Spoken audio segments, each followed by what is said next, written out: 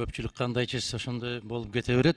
Аны түшүнөбүз, бирок регламент деген бар, мыйзам деген бар.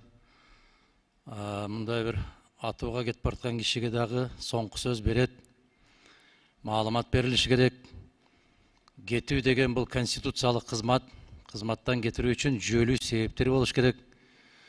Жүйөлүү себептеринде фракция тиешеси жок статьяга шилтеме жасап атат. Ошол статьяны аткарбагандыгы үчүн деп. Ал беренеде өз убагында кызматка сунуш кылбай койгондугу жөнүндө сөз кетип атат.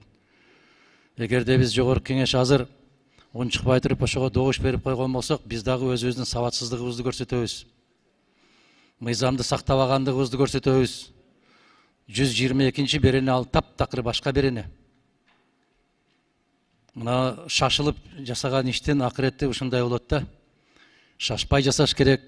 Биз ушул жерден дуулдап 2 мартта шайлап бергенбиз. Эгерде кызматтан мөөнөтүнөн мурда бошотуу деген болсо өтө жүйөлүү себептер болуш керек. Чакыралы, угалы, кайсы себептерден улам бошотуу жөнүндө сөз кетип атат.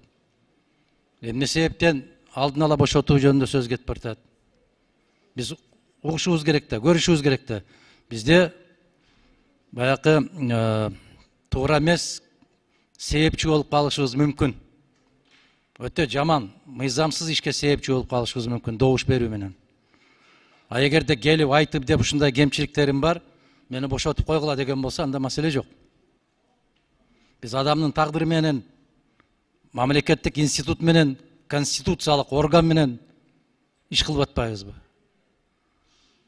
Анан бир фракция бошотсун деп койсо, бошотсун деп чечим чыгарып берип, биздин фракция конституциянын 44-чү беренесин аткарбай аткандыгы жөнүндө өкмөттүн кызматтан кетүү жөнүндө киргизсек, жок, болбойт деп чечим чыгарып берип, мына ошол чечим кабыл алган азаматтар чыксынчы трибунага, мен 1-2 суроо берейин ошолорго.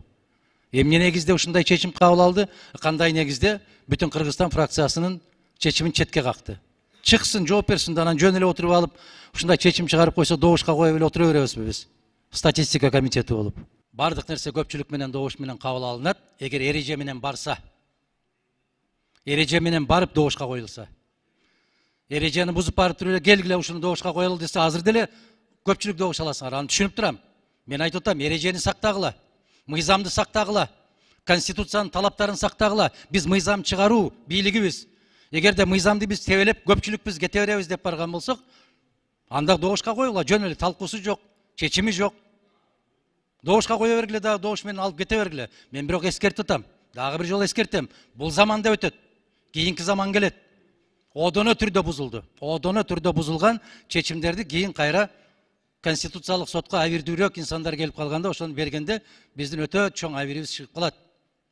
Мен ошону эскертип атам. Жакшы эмес прецедент. Өтө туура эмес прецедент кетип баратат. Жаккан кишини ар кандай жол менен, жакпаган кишини момундай кылып көпчүлүк менен чечип коебуз деген бул жогорку кеңештин иши эмес. Жогорку кеңеш калыс болуш керек, адилеттүү болуш керек. Мыйзамды каккан казыктай кармаган орган болуш керек. Тилекке каршы андай болбой атабыз. Өтө өкүнүчтүү. Азыр билем көпчүлүксүңөр. Баары бир мени утасыңар, билем аны дагы. Бирок мен эскертип атам.